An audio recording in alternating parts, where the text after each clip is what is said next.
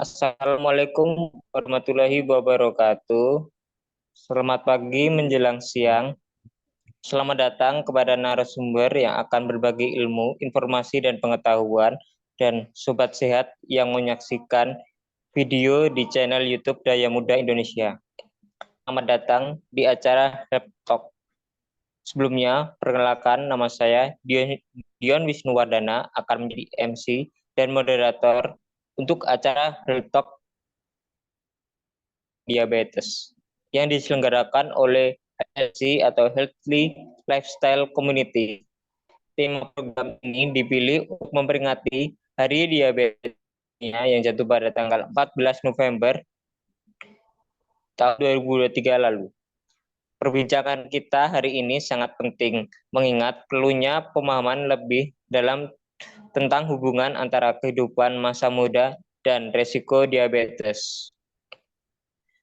Syukur kita panjatkan kepada Allah SWT karena atas rahmat dan karunia-Nya kita dapat berkumpul secara virtual dalam acara ini. Acara ini akan menjawab kekhawatiran kita bersama tentang kesehatan.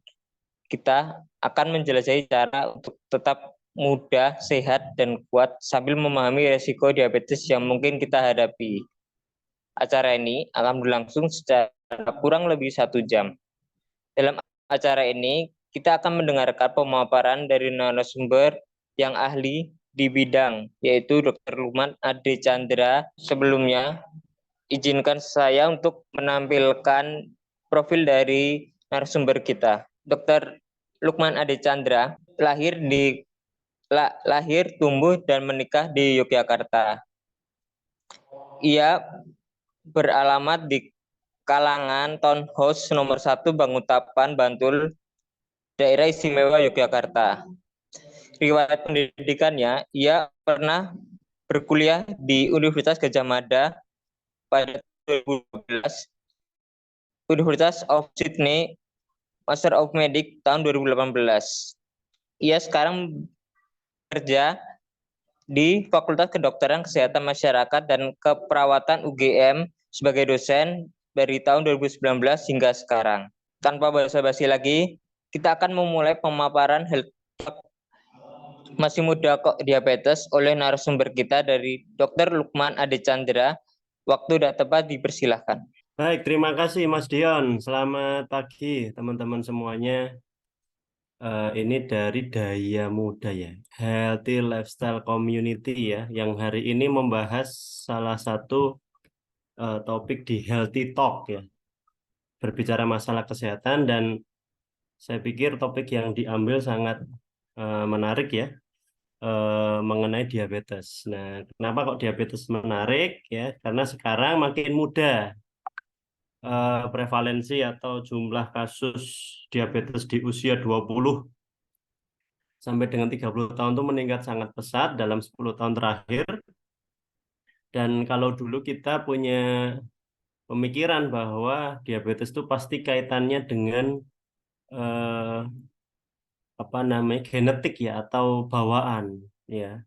Dulu kita selalu seperti itu karena zaman dulu bisa dikatakan erat sekali kaitannya antara orang tua atau keluarga yang diabetes dengan eh, kita kena diabetes di kemudian hari. Nah, tapi sekarang sudah mulai shifting ya, sudah mulai beralih di mana yang menjadi faktor risiko bukan lagi keluarga, ya keluarga tetap menjadi faktor yang penting juga, cuman bisa jadi kita tanpa riwayat keluarga itu bisa kena diabetes. Nah, lebih ke arah mana? Lebih ke arah lifestyle ya, atau pola hidup, pola makan terutama ya, yang kita lakukan sedari usia remaja ya. Karena itu hari ini kita akan ngobrol ya, akan diskusi. Nanti silahkan kalau mau ada pertanyaan ya mengenai bagaimana teman-teman ya dalam hal ini usia remaja ya, atau bisa dikatakan usia mahasiswa itu em, mengetahui ya, atau mencegah diabetes mellitus sedari usia remaja. Ini saya izin sharing materi ya. Ini judul saya, Mahasiswa Mengenal Diabetes Mellitus. Ya, kalau judulnya masih muda diabetes itu sebagai bahan yang menarik ya, sebagai topik yang menarik. Tapi kalau kita kuliah nanti takutnya kok kita kayaknya udah hampir kena ya. Nah, kalau bisa jangan sampai kena ya. Jangan sampai kena karena repot nanti hidupnya di masa kemudian hari. Oke, baik. Mahasiswa mengenal diabetes mellitus. Jadi kalau teman-teman sekarang di hari diabetes dunia itu menggunakan biasanya ini ya lingkaran biru itu ya sebagai icon atau logo dari diabetes dunia. Jadi ini saya gunakan logo ini ya untuk mengenalkan teman-teman bahwa diabetes itu punya simbol ya, HIV punya simbol, kemudian tuberkulosis punya simbol. Jadi beberapa penyakit itu memang eh, memudahkan kampanye itu memiliki simbol. Nah, sebelum masuk ke hal-hal yang lebih jauh, kita diskusi dulu diabetes itu apa. Nah, kata kuncinya adalah diabetes adalah penyakit kronis, teman-teman. Penyakit kronis itu adalah penyakit yang punya sifat menahun ya, atau bisa menetap di tubuh kita sampai bahkan kalau saya bilang seumur hidup gitu. Nah, kalau kita bandingkan dengan penyakit yang akut ya, yang tidak kronis misalnya seperti flu, COVID ya, kemudian mungkin teman-teman punya penyakit tuberkulosis ya, atau infeksi yang lain itu sifatnya sebentar saja. Nah, penyakit kronis seperti diabetes, tekanan darah tinggi ya, kemudian juga asma dan lain sebagainya itu bisa menahun atau bisa ada di tubuh kita hingga seumur hidup. Ya, jadi kata kuncinya adalah penyakit ini termasuk dalam penyakit kronis. Nah, tanda-tandanya apa? Kadar gula. Nah, kita tahu tubuh kita itu terdiri dari banyak material, banyak zat. Ya, kita mengenal ada apa namanya garam, ya, ada gula, ya, ada mineral, ada vitamin dan lain sebagainya. Nah, dalam darah pun demikian. Jadi darah kita itu mengandung salah satunya adalah gula atau bahasa yang biologinya adalah glukosa. Nah, glukosa darah ini punya peran yang sangat penting karena dia adalah makanan, teman-teman. Jadi, makanan yang kita makan itu sebagian besar adalah atau dikonversi ya, itu menjadi glukosa atau menjadi gula. Jadi, apakah gula itu buruk? Tidak, karena gula itu sumber makanan. Nah, gitu. Jadi, tubuh kita nggak akan bisa bekerja, otot, mata, otak, dan lain sebagainya nggak akan bisa bekerja tanpa adanya glukosa dalam tubuh kita. Namun, nah ini ada namunnya. Kadar gula dalam darah kita itu ada batasnya, teman-teman. Nah, kita biasanya menggunakan parameter itu 200 miligram per desiliter ya. Ini ukuran yang mungkin teman-teman tidak usah pusing ya. Intinya adalah kita fokus di angkanya saja 200. Jadi bisa dikatakan normal blood glukosa atau gula darah normal itu ada di kisaran 200 miligram. Nah, ini kalau kita lihat gambarnya ya, ini ya seginilah ya. Komposisinya tidak terlalu banyak.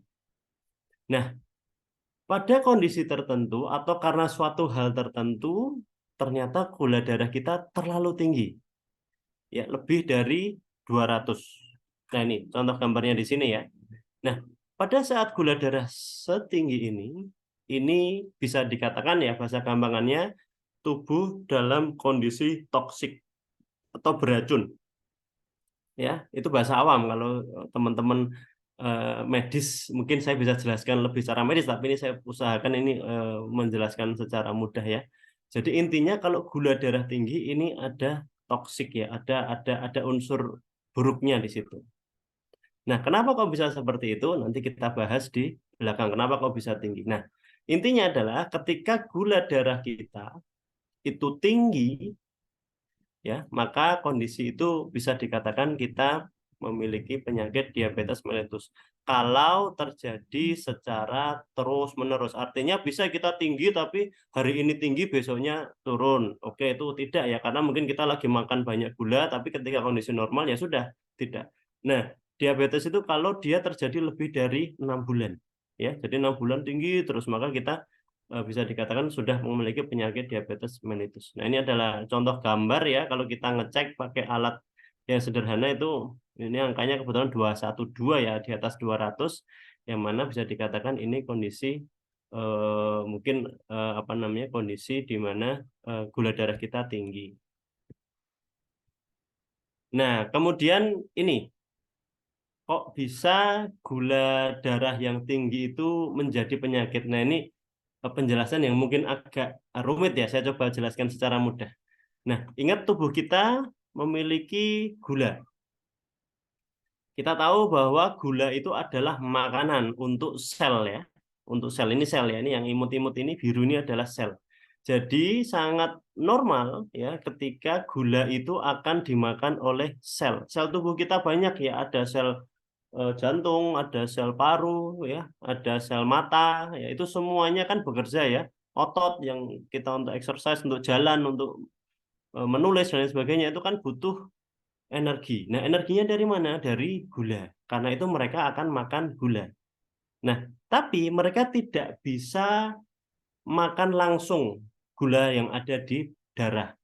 Mereka membutuhkan apa yang dinamakan insulin. Nah, ini ada insulin teman-teman ya. Nah, insulin ini itu mungkin kalau bahasa gampangnya itu adalah sendok lah ya. Atau mungkin bisa dikatakan sedotan ya, sedotan. Jadi sedotan ini yang akan menghubungkan antara kita dengan apa yang kita makan, atau sendok juga boleh, yang akan menyuapi kita, menyuapi sel itu adalah insulin.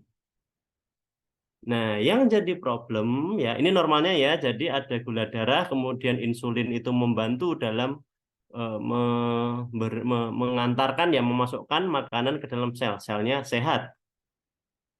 Nah, jadi gula di, di, diambil sama insulin, insulin diantar ke sel. Nah, di sini adalah proses yang normal. Nah, apa yang terjadi pada orang yang diabetes? Ya, insulinnya rusak. Gampangannya kayak gitu. Insulinnya atau mungkin insulinnya menjadi kurang sip lah, kurang bagus. Atau bahkan insulinnya hilang, ya nggak ada insulin. Karena penghasil insulin yaitu di sini di pankreas yaitu rusak misalnya ya.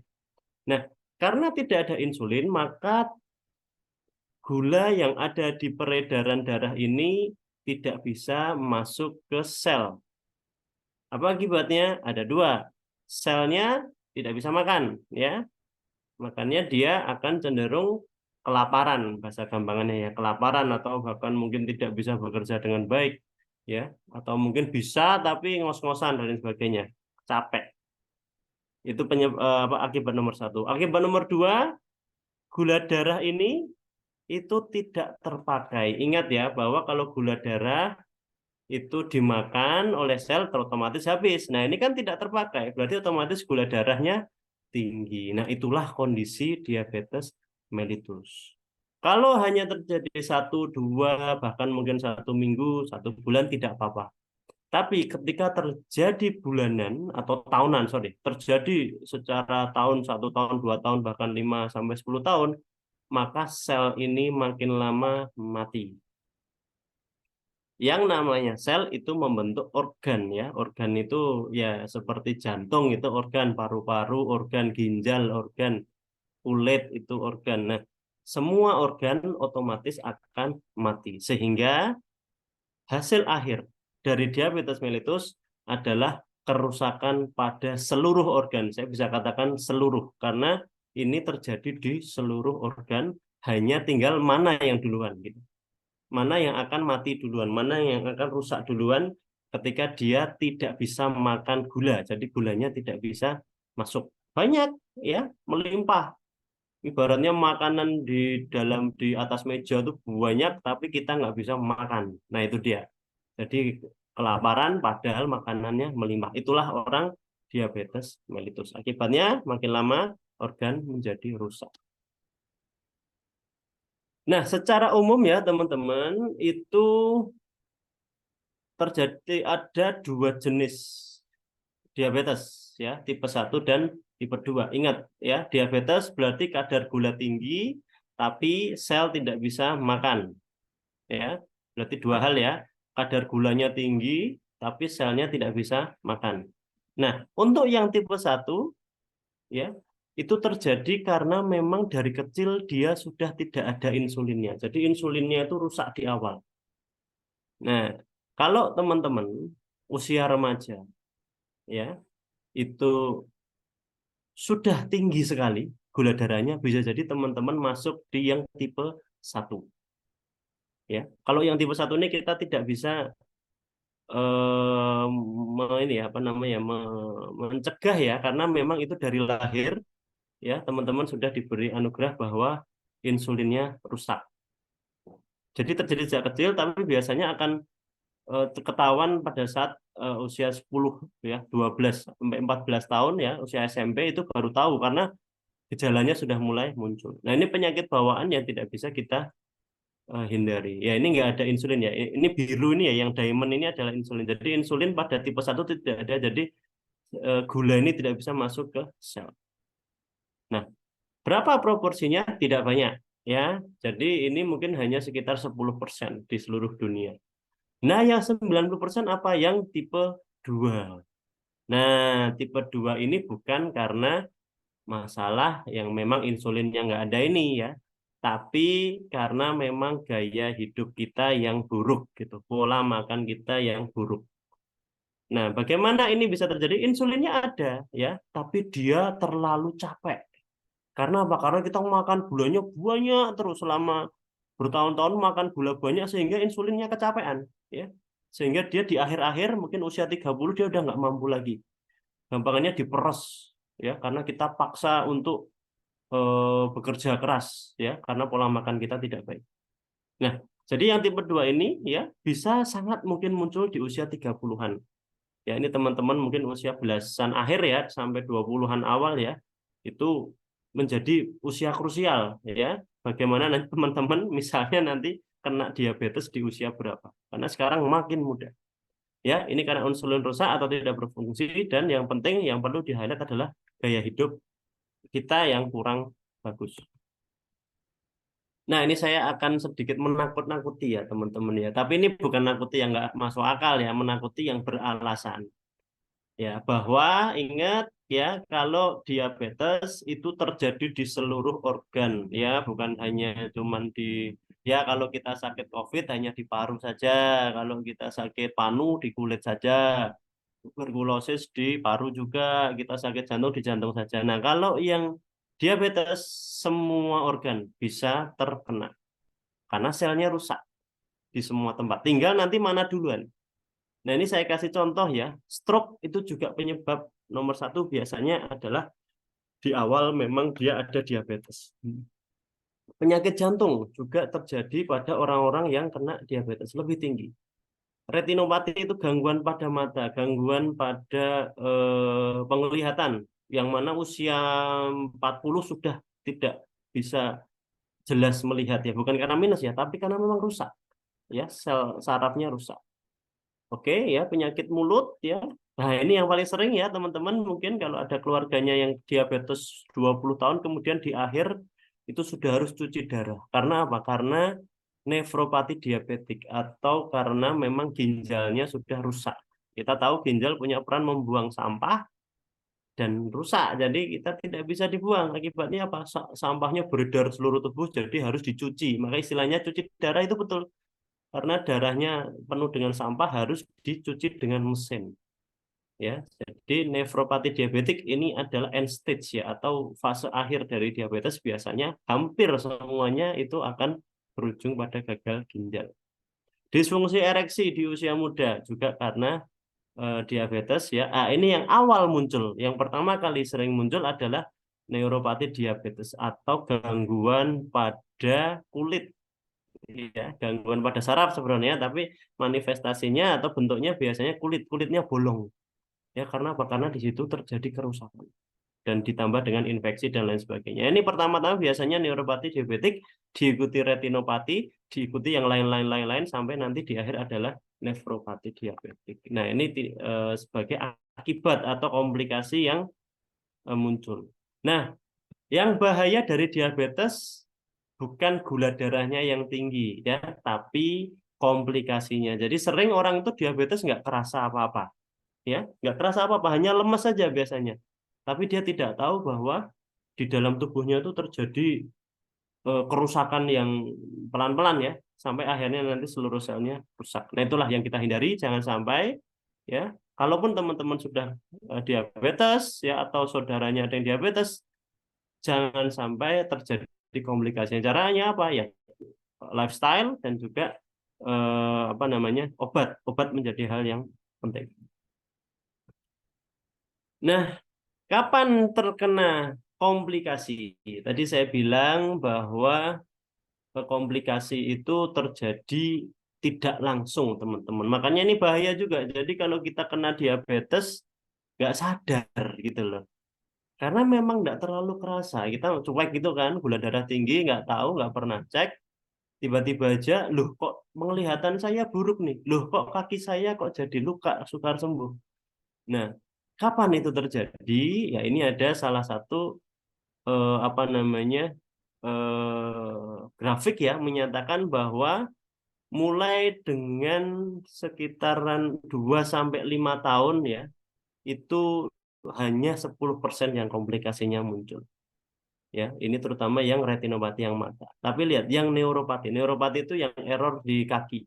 Nah, kaki itu yang paling tinggi. Bahkan dalam waktu 5 tahun itu hampir lebih dari 30% itu sudah muncul gangguan di kaki. Nah, apa ya gangguan di kaki seperti ini? Ini saya mau gambarkan yang beneran, takutnya nanti teman-teman agak mual ya.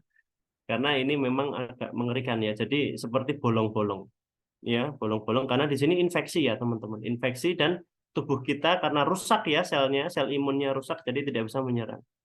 Ya, kemudian sering disertai juga dengan kesemutan. Nah, ini kalau teman-teman kok sering banget kesemutan nggak jelas ya, kita bisa agak curiga. Nanti saya tunjukkan gejala-gejala yang mungkin jelas ya, yang jelas pada awal diabetes.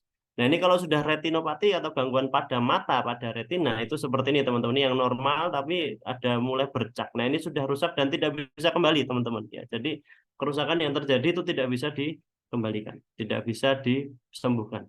Ya, kita hanya bisa mencegah menjadi lebih buruk gitu. Kalau sudah rusak seperti ini ya sudah. Jadi bercaknya ini tidak bisa hilang, tapi kita mencegah supaya tidak bercak total. Nah, ini kadang-kadang ya pada saat akut atau mungkin awal-awal itu hanya kerasa seperti baal ya atau kebas atau kayak nggak kerasa gitu. Jadi kok kayak dicubit-cubit kaki kita, tangan kita kok kayak nggak kerasa itu ya. Itu tanda awal ya. Kemudian kesemutan ya.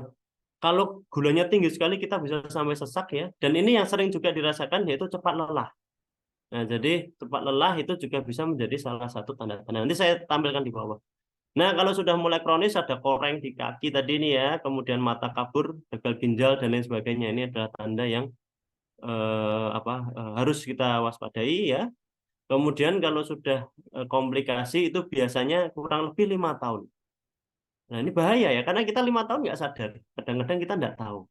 Baru 5 tahun kemudian muncul koreng, baru tahu bahwa waduh diabetes ternyata. Jadi ada baiknya teman-teman sudah mulai aware ya mengenai kesehatannya. Oke, kita masuk ke topik yang lebih fokus ke teman-teman yaitu DM pada remaja. Nah, DM pada remaja ini ya, remaja kita tahu ya usia 10 sampai 18 tahun ya sampai 20 lah masih dikatakan remaja akhir ya 24 itu. Nah, jadi DM pada remaja ini tambah banyak, teman-teman ya. DM pada mahasiswa bolehlah nih usia mahasiswa juga. Makin banyak. Nah, memang yang sering diidentifikasi pertama kali adalah yang tipe 1 teman-teman karena memang itu langsung kelihatan. Jadi usia 10-14 itu udah kelihatan. 10 sampai 14 tahun sudah mulai anak ini sudah mulai muncul komplikasi. Kasihan ya, masih 14 tahun. Artinya memang di sini pada beberapa kasus karena ini memang penyakit yang dibawa sejak kecil itu usia SMP itu anak ini sudah ada komplikasi entah mata ya, entah kulit, kering, koreng dan lain sebagainya. Nah, tapi ya jangan lupa ya ada faktor lain ya yang yaitu faktor gaya hidup yang lebih dominan sebenarnya pada mahasiswa, pada remaja ya, pada usia muda. Yang mana gaya hidup yang buruk ya misalnya alkohol ya, alkohol tinggi sekali gulanya ya. kemudian pola makan, ya, dan juga komposisi gizi yang tidak seimbang itu menyebabkan angka 30% ya, tinggi ya, sepertiga dari diabetes itu ditemukan pada remaja. Tapi ini data di Amerika, di data di Indonesia ya kita tahu susah untuk mendapatkan data di Indonesia. Tapi saya pikir ini trennya juga akan sama bahwa meningkat. Nah, bahkan di Amerika itu sudah memprediksi tahun 2060 DM pada usia 20 kurang dari 20 tahun ya itu bisa meningkat sampai 7 kali lipat ya. Melihat apa yang sekarang pola makan ya, makan nasi putih banyak sekali ya, gula ya, dan lain sebagainya, es teh jumbo dan lain sebagainya ya, itu saya pikir menyumbang dari tingginya asupan gula yang diminum teman-teman. Nah, ini saya kasih contoh gambar ya, ini remaja yang dia ngecek sendiri ya, apa namanya, kadar gulanya karena mungkin dia mempunyai diabetes tipe 1. Kalau udah diabetes tipe 1 memang kita harus monitor setiap hari dan biasanya sudah tahu sendiri ya para remaja ini. Oke, ini ada tren yang data yang sudah agak lama ya, bahwasanya memang diabetes yang karena lifestyle yang tipe 2 ini meningkat lebih tinggi dibandingkan yang tipe 1. Ya, di sini juga sama ya, yang grafik bawah itu pada usia 0 sampai 19 itu yang apa diabetes ini cenderung semuanya walaupun agak stabil tapi agak naik ya. Nah, yang lebih sering adalah pada usia yang lebih dewasa yaitu 10 sampai 12 di mana pada apa Asia Pasifik Islander ini dia cenderungnya juga naik ya secara umum. Nah, memang peningkatan kasus DM pada remaja usia kurang dari 20 tahun itu meningkat ya, hasilnya menjadi lebih mengkhawatirkan. Dan memang diprediksi faktor gaya hidup yang lebih dominan. Ini saya kasih contoh ya. Ya, ini lebih ke arah makan sebenarnya sih, lebih ke arah makan dan aktivitas. Jadi kalau yang faktor lain, stres dan lain sebagainya sih lebih tidak ya, lebih itu bukan ke arah DM tapi ke arah hipertensi mungkin yang lain. Tapi kalau yang untuk DM ini sangat erat kaitannya dengan makan. Oke, ya kita belajar faktor risiko dari diabetes mellitus. Ya, jadi satu adalah bawaan. Nah, ini teman-teman faktor bawaan tetap penting ya, tetap penting. Karena memang kalau kita punya keluarga yang menderita DM, kita sedikit banyak membawa bakat, gitu. Jadi kita sedikit banyak punya apa ya, punya risiko kalau keluarga kita ada yang diabetes, terutama keluarga inti ya, bapak, ibu, saudara itu. Kakek, nenek juga, tapi lebih kecil. Ada faktor yang ke kita, tapi itu lebih kecil ya. Yang lebih besar adalah riwayat keluarga inti. Ya. Terus yang kedua, yang paling penting, paling dominan adalah gaya hidup. Gaya hidup itu bisa karena gizinya memang tidak seimbang, nanti saya tampilkan ya, atau pola makannya juga. Ya, pola makan itu misalnya teman-teman suka makannya banyak ya, tapi hanya sehari sekali atau hanya 2 kali sehari, yang mana itu membuat kerja dari pankreas atau insulin itu berat karena wah makan banyak banget, gula darahnya langsung tinggi ya, terus dia harus mendeliver ya, harus memutar otak bagaimana supaya gula ini bisa diantar ke masing-masing sel. Nah, itu juga pola makan juga punya efek untuk mempercepat diabetes. Konsumsi alkohol dan mungkin kalau boleh tambah merokok ya, karena merokok punya toksin yang mempercepat, atau kalau orang DM itu lebih cepat nanti sakitnya atau komplikasinya akan lebih cepat muncul. Terakhir adalah kurang aktivitas fisik, karena seharusnya ya gula yang kita makan ya itu seharusnya akan digunakan untuk apa namanya, menghasilkan energi, yang mana energi itu dibuang kalau kita melakukan aktivitas fisik. Nah, ketika kita sedentary life atau kita mager ya, maka kebanyakan gula ini akan ditumpuk. Nah, gula yang ditumpuk inilah yang nanti punya efek buruk, kadar gula darah kita menjadi tinggi. Ya, itu apa namanya, secara tidak langsung ya, tapi itu punya hubungan yang erat. Yang terakhir tentu obesitas ya, karena obesitas itu menandakan bahwa cadangan dari gula kita itu banyak, ya, lemak dan gula, karena nanti akhirnya akan menjadi gula semua. Dan disitulah terjadi kerusakan insulin yang lebih cepat.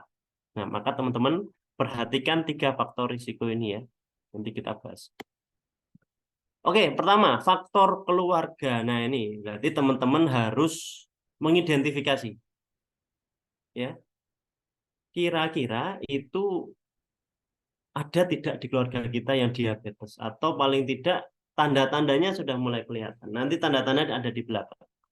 Nah, kalau misalnya first degree relative atau keluarga inti bisa dikatakan itu risikonya hampir 4 kali lipat ya. Oke, hampir 4 kali lipat. Nah, kemudian kalau dia adalah apa namanya, keluarga yang bisa dikatakan agak jauh ya, kakek misalnya ya, atau paman, bibi, atau apa biasanya sepupu ya, sepupu ya, itu bisa dikatakan ada risiko tapi hanya sekitar 1,5 sampai 2 kali lipat.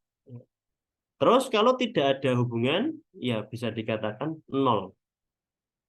Nanti tergantung faktor yang lain. Nah, faktor yang lain juga penting juga ya, faktor. Jadi jangan terus leha-leha ya, wah saya keluarga saya aman semuanya, sudah dicatat semuanya ya, sudah disurvei nggak ada. Wah, terus kita ngawur ya, apa namanya, gaya hidupnya tiap hari minum teh kotak misalnya ya, yang akhirnya nanti sama saja, nanti akhirnya bukan karena bawaan tapi karena lifestyle. Nah, tapi ini penting ya teman-teman untuk bisa melihat keluarga masing-masing itu apakah punya risiko. Yang kedua adalah faktor gizi tidak seimbang. Apa yang dimaksud dengan gizi tidak seimbang? Saya membagi menjadi 4 tinggi ya. Yang pertama adalah tinggi karbohidrat. Ya, kita tahu karbohidrat memang makanan pokok kita ya, karena energi ada di situ, gula ada di situ. Jadi karbohidrat misalnya nasi putih ya, nasi putih itu gulanya lumayan ya, dalam arti cukup tinggi. Jadi teman-teman mulai bukannya kok terus tidak makan nasi putih, tidak, tapi mulai mengontrol jumlah nasi putihnya. Jangan nasi putih banyak sekali ya, 3 kali sehari atau malah 4 kali nasi putih terus terlalu banyak terus bertahun-tahun dilakukan ya, aktivitas fisiknya tidak bagus dan sebagainya, kita kena DM sepele hanya karena nasi putih yang over ya. Jadi saya pikir ini bisa dibatasi. Ya, batasannya gimana? Nanti teman-teman menggunakan batasan masing-masing karena batasan itu berkaitan dengan berat badan dan lain sebagainya. Yang kedua ya, ini juga punya efek, yaitu makanan yang tinggi lemak jenuh. Nah, dari mana itu? Ya, paling sering adalah makanan ringan, teman-teman. Makanan ringan itu chips, ya, terus yang digoreng lah ya, atau kecenderungannya itu di situ berminyak, ya. Mungkin teman-teman yang suka beli ayam goreng itu ya, kemudian hampir setiap hari gitu, gorengan ya, atau makanan olahan ya, misalnya sosis, ya itu lemak jenuhnya sangat tinggi. Fast food ya, French fries ya, kentangnya mungkin agak enggak masalah ya, tapi ketika digoreng ya dia menyerap banyak lemak jenuh. Nah, apakah enggak boleh? Boleh, tapi ya artinya kita tidak terus ngamuk gitu ya, makan makanan yang tinggi lemak jenuhnya. Terus konsumsi gula sederhana. Kalau saya bilang gula sederhana itu gula pasir contohnya. Nah, gula pasir ini sebenarnya ya enggak yang jahat sekali teman-teman. Tapi kalau kita itu terlalu banyak, maka itu menjadi warning. Nah, yang lebih berat sebenarnya nomor 4 ya, gula sintetis ya. Jadi kalau kita beli minuman ringan ya, itu gulanya sintetis teman-teman. Yang mana gulanya buatan ya, gula buatan itu punya kadar glukosa yang melebihi atau lebih tinggi dari gula sederhana yang kita minum. Walaupun misalnya kita gula pasir misalnya kita minum teh jumbo gitu ya, murah ya, walaupun panas itu kan sehari 4 kali ya sama saja, itu gula pasir ya dalam jumlah yang banyak. Jadi sama saja itu memiliki risiko yang berat. Tapi yang nomor 4 ini memang lebih berat lagi. Jadi kalau teman-teman suka minuman kemasan ya, soft drink itu tolong ini sangat saya sarankan ya untuk dibatasi. Betul. Karena itu sangat tinggi. Ya, saya banyak sekali pasien nggak cuma satu dua ya ada beberapa ya itu hanya karena sering beli minuman kemasan ya. Kalau yang saya sering diceritakan itu sampai sekarang nggak bisa hilang soalnya ya dia masih punya kebiasaan itu misalnya ya beli food merek nggak apa ya.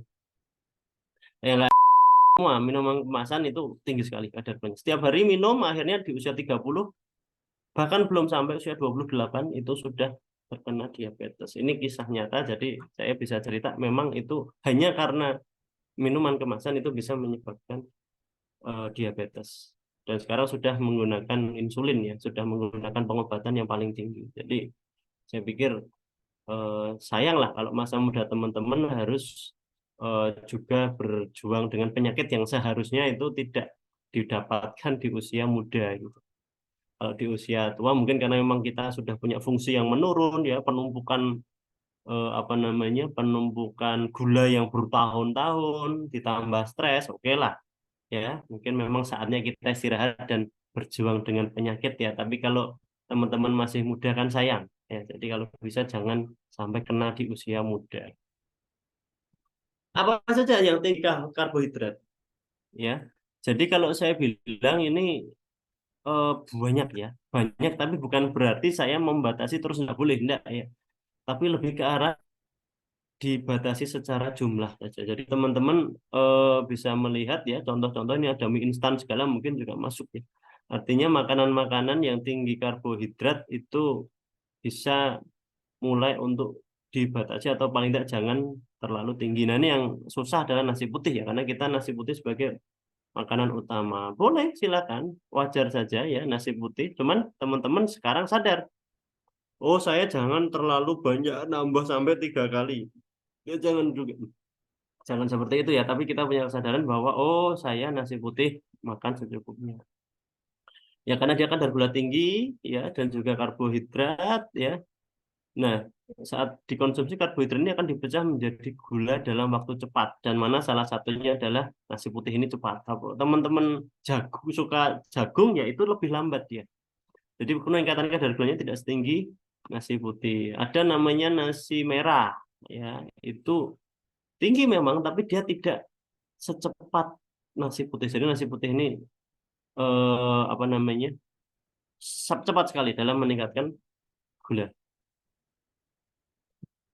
Nah, kemudian tinggi gula sederhana dan gula sintetis. Ini ya, saya kasih gambar ya, bahwasanya memang sekarang coba dibayangkan ya, bahwa minuman kemasan yang ada di atau di mana itu kadar gulanya luar biasa tinggi. Ya, jadi minuman kemasan juga sering dicampur dengan gula sintetis yang memiliki kadar gula 3-4 kali lipat lebih tinggi dibandingkan gula pasir. Dan ini sudah confirm ya, sudah terbukti memang kalau konsumsi setiap hari itu risiko diabetesnya meningkat sangat tajam ya. Bahkan untuk anak-anak usia 20 tahun ya, remaja 20 tahun itu lebih sering karena minuman kemasan ini. Nah, jadi ini saya kasih contoh ya bahwa soft drink itu ya, yang ukuran segini saya nggak tahu nih berapa mili, itu 10 sendok teh ya ininya, gulanya itu. Kemudian apa ya? Kasih contoh minuman olahraga apa misalnya apa ya apa itu 5 sendok teh coba bayangkan di sekecil itu dia 5 sendok teh es teh manis botolan ya itu 8 sendok teh jadi bisa dibayangkan ya bahwa sebanyak itu kandungan gula dalam minuman kemasan. Nah, terus makanan ringan tinggi kalori. Kalau saya bilang kalori ya kaitannya sama gula ya. Karena kalau kalori ini tidak dibakar nanti akan disimpan dalam bentuk lemak. Lemak nanti akan diubah menjadi gula. Akhirnya gula lagi, gula lagi. Nah, ini saya kasih contoh. Misalnya, ya, ini kalau pisang saja itu kalorinya 90, tapi ketika dia dijadikan chips, ya, dijadikan keripik, makanan ringan, Lihat, meningkat hampir 6 kali lipat malah ya. Hampir 6 kali lipat kalorinya. Ya sama dengan roti dibuat croissant ya lebih ringan ya, meningkat 2 kali lipat ya. Potato atau kentang yang hanya 70-an menjadi hampir berapa ini? 6 kali lipat ya, 7 kali lipat. Jadi memang teman-teman ya, makanan-makanan ini boleh ya, tapi teman-teman batasi. Jangan setiap hari, jangan ngamuk dan lain sebagainya ya. Oke. Terus hal yang perlu diperhatikan juga yaitu mengenai pola makan di rapel. Rapel tuh gini, teman-teman pagi nggak makan, siang nggak makan, malam langsung makan 3 piring di rapel ya, jadi satu. Habis banyak tapi hanya 1 kali. Itu meningkatkan risiko karena akan menghancurkan istilahnya ya, menghancurkan pola ya, yang memang insulin itu menjadi bekerjanya sangat berat. Jadi insulin awalnya santai gitu kan, nggak ada makanan, nggak ada gula darah yang tinggi, tiba-tiba ada makanan masuk dalam jumlah besar dan langsung membuat dia bekerja keras. Nah itu kalau itu dilakukan 1-2 kali tidak apa-apa. Tapi kalau tahunan seperti itu terus nanti risiko diabetesnya, risiko kerusakan insulinnya di masa depan lebih awal terjadi. Jadi kalau teman-teman ada yang suka kebiasaan seperti itu dikurangi ya, atau coba dimodifikasi ya. Jangan terus sebanyak itu ya. Kalau puasa beda karena puasa itu ada makan pagi buka puasa dan sahur itu sudah cukup untuk membagi. Ya, dan orang yang niat berpuasa itu berbeda secara homeostasis kalau kita menyebutnya secara secara setting tubuhnya berbeda, apalagi kalau terbiasa. Jadi ini lebih ke arah teman-teman yang memang punya kebiasaan makannya di makannya di rapel gitu. Banyak lagi. Jadi langsung banyak. Nah, kurang aktivitas fisik ini jelas karena aktivitas fisik itu membakar kalori, membakar gula ya. Kalau tidak aktivitas fisik maka dia akan menumpuk ya, ketika menumpuk nanti akan pada akhirnya nanti akan menjadi gula yang dikonversi dari lemak. Jadi ini bisa dikatakan kalau teman-teman rutin aktivitas fisik itu sudah membantu dalam mengurangi cadangan gula yang ada di dalam tubuh sehingga juga mengurangi beban yang diterima oleh si insulin. Nah ini yang paling penting saat ini teman-teman ya, awasi tanda dan gejala awal diabetes. Saya yakin kalau teman-teman harusnya sih masih awal ya, kecuali yang tipe 1. Saya pikir kalau tipe 1 sudah paham karena gejala itu biasanya sudah muncul di waktu SMP dan biasanya ditemukan dalam kondisi pingsan. Nah ini pingsan karena gula darahnya terlalu tinggi, 600-700 ya. Harusnya 200, sudah 600-700 sampai dengan kondisi koma. Baru ketahuan kalau diabetes. Jadi setelah itu sudah tahu. Nah, kalau teman-teman yang usia 20-an ya, 20 awal ya, itu biasanya diawali dengan tanda dan gejala awal. Kalau memang kadar gula darahnya tinggi. Yang pertama, gampang lapar. Kenapa? Karena tubuh merasa lapar ya. Sel kita kan lapar nih karena makanan nggak sampai. Jadi pengennya makan terus ya. Makan terus. Jadi ini tanda awal ya. Biasanya makan segini cukup, kok makin lama kok makin nggak nggak nggak puas gitu ya, pengen makan terus dan lain sebagainya. Nah itu bisa dikatakan salah satu tanda, walaupun ya ada juga gampang lapar karena memang orangnya gampang laparan juga bisa, tapi ini menjadi tanda, salah satu tanda. Nah harus digabungkan dengan tanda lain ya, yaitu gampang haus. Nah gampang haus itu sebenarnya problemnya ada di tanda yang ketiga sih ya, karena sering kencing. Jadi sering kencing dulu baru gampang haus. Nah, ini ciri-ciri yang biasanya teman-teman bisa mengidentifikasi. Bisa tahu nih, loh aku kok jadi sering banget kencing ya. Nah, sering kencing ini diakibatkan karena kadar gula ini masuk ke dalam kencing kita. Jadi gulanya itu karena saking tingginya itu dibuang ke kencing. Harusnya tidak ya, harusnya tidak sampai ke kencing ya, tapi kencing kita itu mengandung gula, maka dari itu sering disebut dengan kencing manis ya. gula diabetes mellitus kan sering disebut kencing manis. Itu memang betul karena memang kencingnya itu mengandung gula. Kadang-kadang kalau kita kencing lupa disiram nanti semut itu pada ngerubung ya, pada mendekat gitu. Karena memang ada gula di situ. Nah, biasanya taunya dari mana sering kencing? Kalau malam jam 2 ya, jam 1 jam 2 itu bangun dan kencing bisa 3-4 kali dalam satu malam.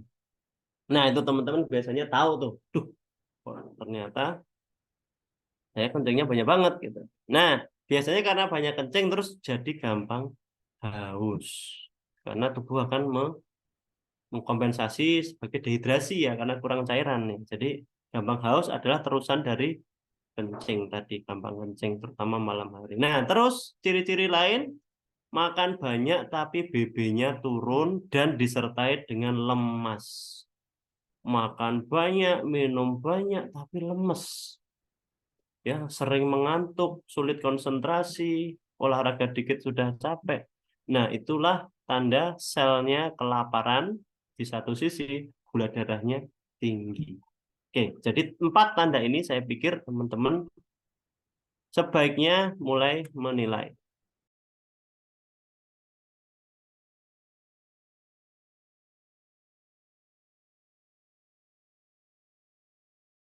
Nah, oke, baik. Terus untuk mencegahnya bagaimana? Satu, kenali risikonya, terutama risiko dari keluarga. Ya, terus yang kedua, punya aktivitas fisik yang rutin. Nah, ini saya walaupun sudah agak tua itu ada aktivitas fisiknya. Saya pikir teman-teman yang masih muda belum banyak kegiatan yang menguras pikiran ya. Saya pikir bisa mulai bisa mengaturnya lebih mudah. Terus yang nomor 3 yang penting mulai memikirkan makanan teman-teman karena ya tidak hanya usia 35 tahun ke atas yang mulai berpikir makanan. Saya pikir karena sekarang makin muda maka pola dan komposisi makan itu teman-teman sudah mulai agak dipikirkan.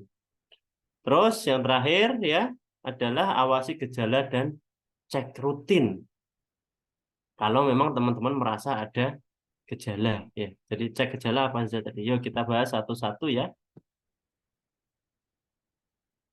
Nah, pertama kenali risiko keluarga. Nah, sekarang teman-teman mengidentifikasi nih di keluarga ini ada yang diabetes tidak ya.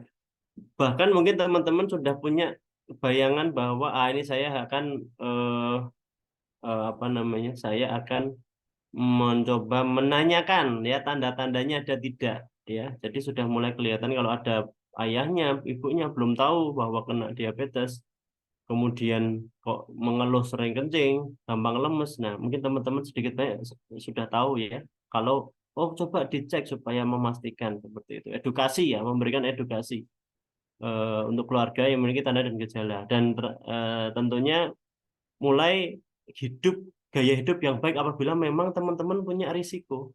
Jadi kalau ternyata ayah atau ibunya itu atau saudaranya itu sudah terdiagnosis diabetes bahkan sudah komplikasi, sudah gagal ginjal dan lain sebagainya, maka teman-teman punya risiko 4 kali lipat. Jadi otomatis faktor yang lain jangan di eh, biarkan muncul.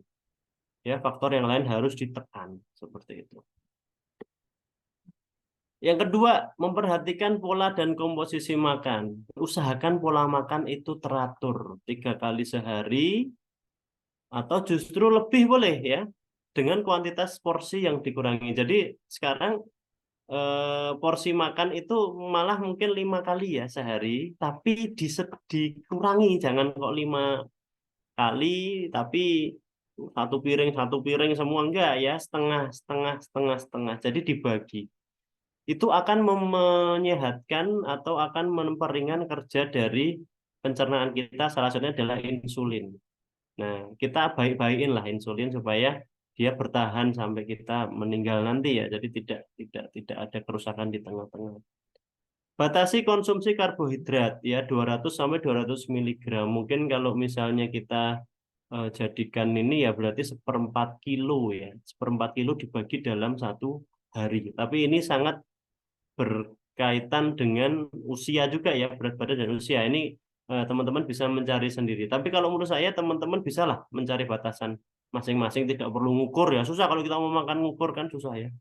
Dan kira-kira aja saya segini cukup gitu. Jadi sebenarnya tubuh kita tuh sudah punya filter ya. Ketika kita sudah kekenyangan atau bahkan kalau bisa jangan sampai kenyang, itu stop gitu.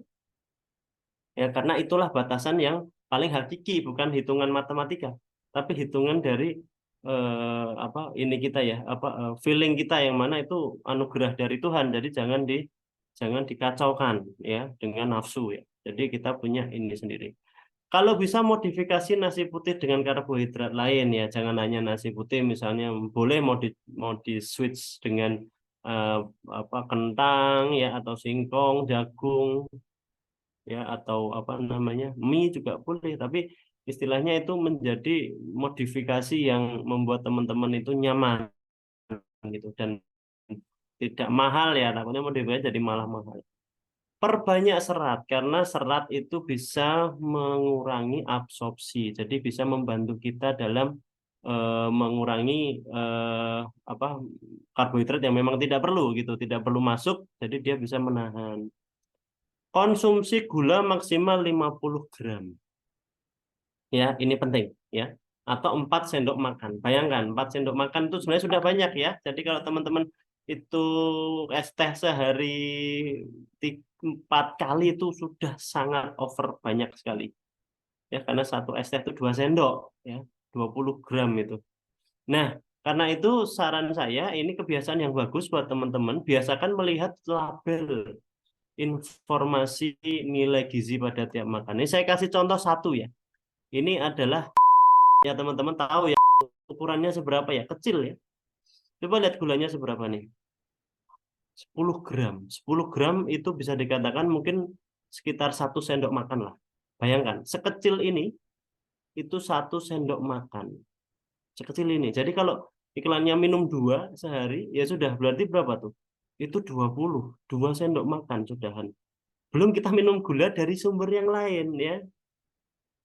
Dari apa minum es teh atau apa gitu ya, bahkan yang kita nggak niat minum gula di situ ada gulanya juga bisa, jadi sangat wajar kalau kita over terhadap konsumsi gula. Ini baru yang mana kita memiliki pikiran bahwa ini minuman sehat, belum lagi yang memang minuman sakit ya, itu betul-betul tinggi. Makanya biasakan teman-teman melihat ini ya saya pikir yang penting ya kadar gula, dan juga kalau ada sih natrium juga penting, batasi natrium.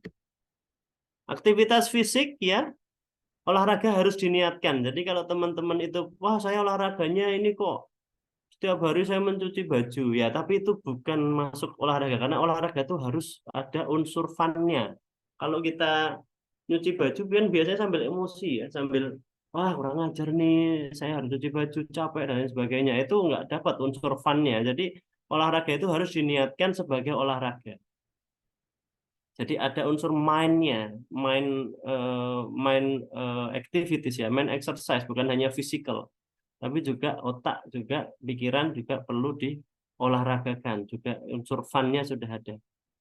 Kemudian rutin, ya misalnya seminggu sekali, seminggu 2 kali silahkan. Nah, kemudian dari banyak ahli mengatakan bahwa aktivitas olahraga itu minimal, itu 150 menit per minggunya. Silakan mau dibagi dalam 2 kali boleh, mau 3 kali boleh, jadi seminggu 3 kali 50 menit, mau dibagi 7 hari ya berarti satu harinya sekitar 20 menit silahkan ya. Jadi ini sebagai batasan saja, kalau teman-teman sukanya rapel untuk olahraga ya sehari sekali 2 jam 3 jam misalnya ya. Kombinasi antara olahraga kardio dan olahraga beban ya, teman-teman kalau misalnya futsal, basket, apalagi bela diri, silat, itu game ya, bukan sport ya, itu game. Kenapa game? Karena tidak ada unsur kardio dan bebannya, atau mungkin tidak seimbang lah ya. Saya pikir bukan karena tidak ada, tapi tidak seimbang. Nah, olahraga kardio itu olahraga yang ritmis, olahraga yang memang dia dilakukan untuk menyehatkan jantung dan membakar kalori. Contohnya apa? Ini ya misalnya apa ya ini elliptical ya, ini apa sih ini elliptical, oke yang naik turun tuh ya, di gym itu ya, kemudian lari, skipping, bersepeda, ini apa nih rowing ini, Ya, saya kurang paham bahasa gym ya. Kemudian jalan, ya, kemudian berenang, ya, tinju, ya. Ini adalah olahraga yang dia unsur kardionya dapat. Nah, saran saya ditambah unsur bebannya karena unsur beban akan menambah kalori yang dibakar. Misalnya sambil barbel, ya. Kemudian sambil push up, ya. Sedikit aja, jadi ada kombinasi antara kardio dan beban. Kalau teman-teman futsal, oke nggak apa-apa futsal sebagai olahraga yang game, sifatnya fun ya. Tapi teman-teman ada lari-larinya dulu, atau skipping dulu, ya atau ke tempat futsalnya nyepeda gitu. Jadi unsur itunya ada kardionya, karena kita perlu menyehatkan kardio juga. Oke. Nah, ini ya, apabila melakukan olahraga dalam bentuk game, selingit dengan olahraga beban dan kardio. Jadi, saya pikir ini bisa lah ya, teman-teman, masih bisa untuk melakukan aktivitas. Nah, yang penting juga terakhir adalah awasi gejala dan lakukan cek darah. Nah, kalau teman-teman punya 4 gejala tersebut, ya, dan apalagi ditambah dengan punya risiko dari keluarga, maka teman-teman segeralah cek. Ya memastikan aja, ya kalau memang bagus ya syukur, ya. Tapi kalau sudah tinggi ya berarti kita harus warning, gitu. Ini untuk men-screening istilahnya ya, untuk melihat apakah situasi kondisi tubuh kita itu baik atau tidak. Ya kalau di Poltek LPP ada ya, kita di klinik bisa untuk melakukan cek, ya, dan gratis ya istilahnya. Jadi untuk di teman-teman yang dari Politeknik LPP itu bisa melakukan cek di klinik tempat teman-teman biasanya berobat ya. Nah, kalau punya risiko tersebut ada disarankan cek rutinnya itu setiap 3 sampai 6 bulan untuk melihat apakah gaya hidup teman-teman yang sudah diperbaiki itu bisa memperbaiki kadar gula. Misalnya saya ketahuan, waduh saya mudah lelah, lapar, haus, sering kencing, orang tua saya atau saudara-saudara saya juga yang DM, terus saya cek ternyata 300. Waduh, saya gimana nih, Dok, enaknya? Waduh, ini harus membatasi gula, harus olahraga rutin. Ya, tidak usah obat dulu, obat itu belakangan. Nah, begitu kita melakukan ini selama 1 bulan, 2 bulan dicek, sudah bagus ya, sudah pertahankan. Tapi kalau saya sudah cek kok masih 300, maka obat nanti harus minum. Dan ingat teman-teman, kalau sudah kita minum obat diabetes, sudah kena diabetes, itu seumur hidup kita akan mengkonsumsi obat diabetes. Tidak berkurang obatnya, malah bisa bertambah. Karena obat diabetes bisa 4 jenis, 3-4 jenis. Ditambah nanti terakhir kalau sudah insulin kita sudah betul-betul tidak mampu, maka kita harus suntik insulin. Makanya jangan sampai ini terjadi di usia muda. Ya kalau usia 60, 70 ya kita memang pengennya sehat ya, tapi kalau memang itu anugerah Tuhan ya sudah tidak masalah. Tapi kalau usia muda sayang ya, kita punya kesempatan untuk mencegah, maka usahakan untuk dicegah. Baik, terima kasih materi mengenai diabetes terutama pada teman-teman remaja termasuk saya mungkin ya usia 30-an yang berisiko. Kita semua punya risiko ya, sehingga ada baiknya kita mengenali ya dan waspada dan memahami faktor risiko dan akibat dari diabetes mellitus. Baik, sekian dari saya Mas Dion dan teman-teman semuanya. Saya kembalikan ke Mas Dion, silakan. Terima kasih Lukman Ade Chandra selaku narasumber yang telah berbagi ilmu, informasi dan pengetahuan tentang tema kita hari ini, mulai dari apa itu diabetes, apa saja yang menyebabkan diabetes, bagaimana cara mencegah diabetes, bagaimana cara mengobati diabetes, dan lain sebagainya. Kami sangat mengapresiasi kontribusi dan kerjasama dari Dr. Lukman dalam acara ini. Terima kasih juga kepada Sobat Sehat yang telah menyimak pemaparan dengan baik. Selanjutnya, sesi diskusi. Dalam sesi diskusi ini, kita akan membahas mitos dan fakta seputar diabetes. Saya akan membacakan pertanyaan-pertanyaan yang beredar di masyarakat. Kemudian, Dr. Lukman Ade Chandra dapat menanggapi apakah hal tersebut mitos atau fakta, disertai dengan penjelasannya. Siap ya dokter. Yo, silakan Mas. Baik, kita mulai dari pertanyaan pertama. Diabetes bukan masalah besar. Diabetes Baik, bukan masalah besar, itu jawabannya adalah kalau kita bisa mengontrol diabetes, maka itu bukan masalah besar. Ya, jadi kalau saya ibaratkan, misalnya seseorang itu sudah kena diabetes, itu bukan akhir dunia, ya, bukan terus kita terus menyerah pada kehidupan. Tidak, tidak seperti itu. Artinya, diabetes akan menjadi masalah yang sangat besar kalau kita abai terhadap penyakit ini. Karena apa? Karena kita sebenarnya punya kesempatan untuk mencegah komplikasinya. Jadi yang bahaya dari diabetes bukan diabetesnya sendiri, tapi komplikasi yang akan terjadi kalau kita abai, kalau kita nekat, kalau kita tidak peduli terhadap komplikasi tersebut. Jadi kalau saya sering memotivasi pasien-pasien yang akhirnya terkena diabetes, saya bilang bahwa bedanya teman-teman diabetes, misalnya bedanya Anda sebagai pasien diabetes dengan orang normal hanya pada minum obat dan membatasi makanan. Itu saja.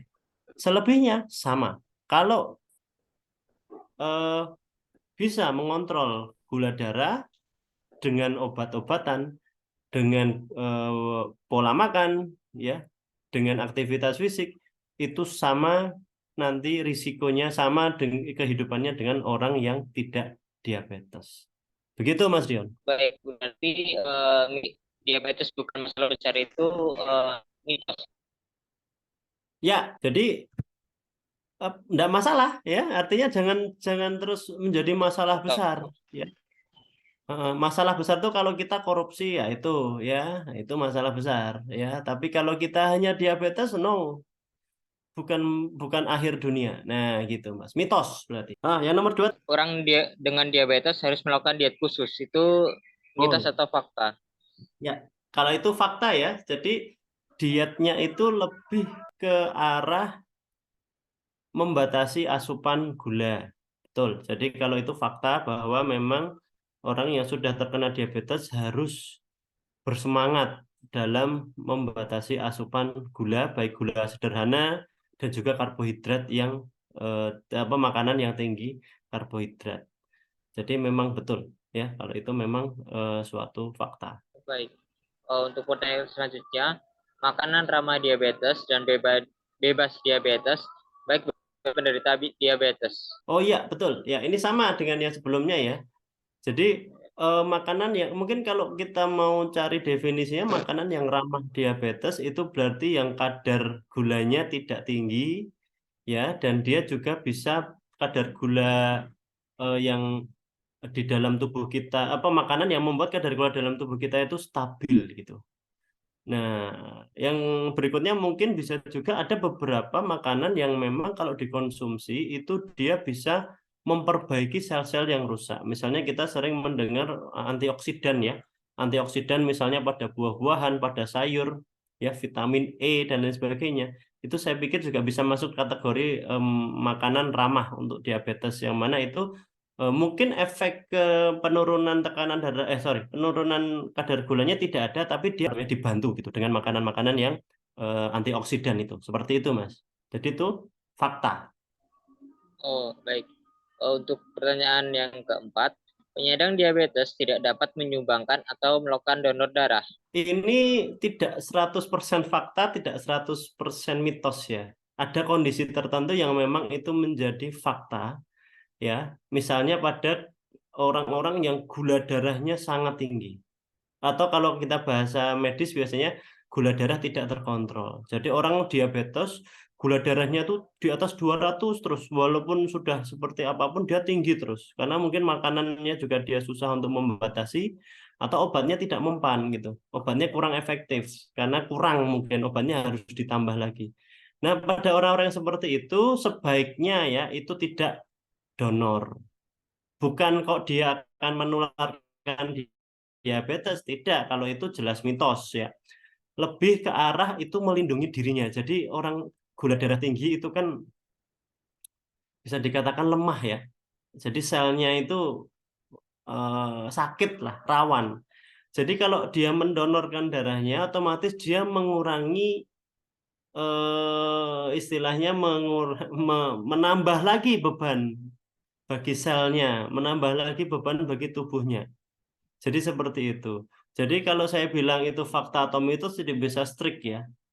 Ya, tapi kalau itu dibilang absolut bahwa kalau orang diabetes nggak boleh sama sekali untuk donor, maka itu saya bilang itu mitos. Tergantung kondisi. Kalau orang diabetes kondisi sehat, ya, gula darahnya bagus, maka boleh untuk minum, sorry, untuk mendonorkan darahnya. Baik, mungkin pertanyaan selanjutnya, perempuan penyandang diabetes sebaiknya tidak hamil. Jika sudah hamil, tidak perlu dianggap serius karena akan hilang begitu melahirkan. Apakah itu fakta atau mitos, dokter? Oke, ya, itu bagian yang tidak boleh hamil, saya pikir itu mitos ya. Apalagi bagian yang hilang, hilang ya maksudnya tadi.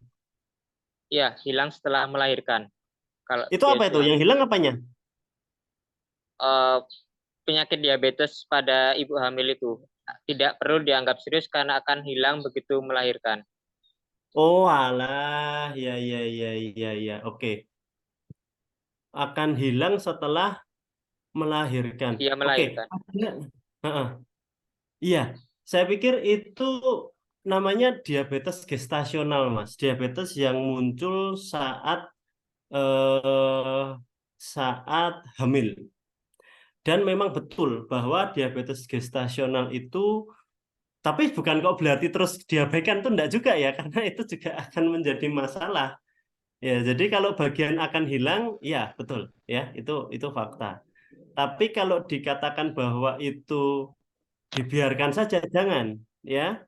Karena kalau seorang ibu terkena diabetes gestasional, diabetes saat hamil, itu nanti punya efek buruk pada bayinya. Jadi jangan dibiarkan, tapi tetap di treatment, ya, diberikan obat, ya, supaya gula darahnya turun, tetap melakukan diet, tetap melakukan batasan asupan dan lain sebagainya. Karena seorang ibu yang diabetes dan dia sedang kondisi hamil, itu nanti anaknya tumbuh besar. Nah, anak tumbuh besar itu jadi masalah. Tumbuh besar saat di rahim ya, saat di kehamilannya itu akan tumbuh menjadi giant baby namanya, ya. Beratnya bisa sampai 5 kilo. Nah, itu akan jadi masalah, baik buat ibu maupun si bayi. Maka dari itu jangan dibiarkan. Tapi apakah itu akan hilang setelah melahirkan? Sebagian besar ya, betul, akan bisa berkurang minimal atau akan sedikit banyak akan remission ya, akan menurun setelah kelahiran, membaik setelah kelahiran gitu Mas. Untuk pertanyaan selanjutnya, penggunaan insulin saat hamil dapat memberikan dampak buruk bagi bayi. Tidak Mas ya, jadi kalau itu mitos ya, itu mitos karena eh, insulin itu tidak akan menembus ya, dia hanya akan ada di peredaran darah ibu dan tugasnya memang untuk menurunkan kadar gula darah yang ada di ibu sehingga nanti anak ini tidak tidak tidak mendapatkan asupan gula yang over gitu. Jadi itu mitos ya, mitos tidak masalah. Pertanyaan selanjutnya, penyandang diabetes dapat makan gandum, tetapi tidak dapat makan nasi. Itu kira-kira fakta atau mitos? Maksudnya dia untuk memakan seperti beras-berasan yang Hah? seperti orang pada umumnya itu uh, tidak disarankan begitu, dokter? Atau Oh iya. Ya, jadi kalau dibilang tidak boleh enggak juga ya, tapi kalau dibilang dibatasi itu boleh. Jadi kalau menurut saya itu mitos ya, mitos bahwa nggak boleh itu mitos. Jadi eh, menurut saya tetap boleh makan nasi boleh, makan gandum boleh, ya. Cuman tidak dalam porsi yang over seperti itu. Memang disarankan untuk untuk mencari sumber yang lain, tapi bukan berarti terus nggak boleh ya. Bukan berarti terus nggak baik. boleh. Ya. Untuk pertanyaan selanjutnya, faktor genetik berpengaruh terhadap diabetes. Ya, itu kalau itu fakta. Ya, faktor genetik punya peranan yang kuat dalam diabetes. Jadi tadi sudah dijelaskan ya, kalau orang tua, saudara kandung, ibu itu diabetes, kita juga punya risiko yang cukup besar untuk jadi diabetes.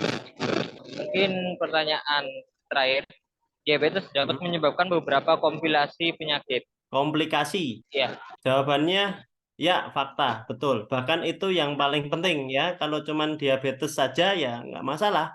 Jadi kalau kita kena diabetes di usia 70 tahun, terus usia 71 kita meninggal ya sudah ya nggak masalah. Artinya diabetes itu tidak menimbulkan komplikasi. Tapi kalau kita kena sekarang, komplikasinya usia kita 10 tahun setelah ini, di sisa hidup kita komplikasi ini akan terus ada gitu. Karena komplikasinya berupa kerusakan organ. Jadi fakta. dokter, atas penjelasan. Bagi teman-teman yang masih memiliki pertanyaan, dapat uh, mengirim chat ke Instagram kami di @healthylifestylecommunity. Dengan keterbatasan waktu yang kita miliki, sekian sesi diskusi mitos dan fakta. Syukur kita panjatkan kepada Allah SWT Allah, karena atas rahmat dan karunia-Nya kita dapat menyelesaikan acara ini dengan baik dan lancar. Kami harap acara ini dapat memberikan manfaat bagi kita semua, memberikan wawasan baru dan berharga, dan memotivasi kita untuk menjaga kesehatan dengan lebih baik. Terima kasih sebesar-besarnya kepada narasumber kita, Dr. Luman Ade Chandra, yang telah bersedia memberikan pemaparan berharga bagi kita dan semoga bermanfaat bagi kita semua. Terima kasih juga kepada panitia yang telah bekerja keras untuk menjalankan acara ini dan semua sobat sehat yang telah menyimak pemaparan dengan baik. Ingatlah bahwa tidak ada kata terlambat untuk memulai hidup sehat. Setiap langkah kecil yang kita ambil untuk menjaga tubuh kita dapat membuat perbedaan besar. Mari kita terus mendukung satu sama lain dalam perjalanan menuju hidup yang lebih sehat. Semoga kita tetap sehat dalam merawat kesehatan. Demikian acara Health Talk yang diselenggarakan oleh Healthy Life Community telah selesai. Saya selaku MC dan moderator, mohon maaf apabila ada kesalahan atau kekurangan dalam penyampaian. Sampai jumpa di acara berikutnya. Salam sehat. Assalamualaikum warahmatullahi wabarakatuh. Waalaikumsalam warahmatullahi wabarakatuh. Makasih ya Mas ya, teman-teman semua.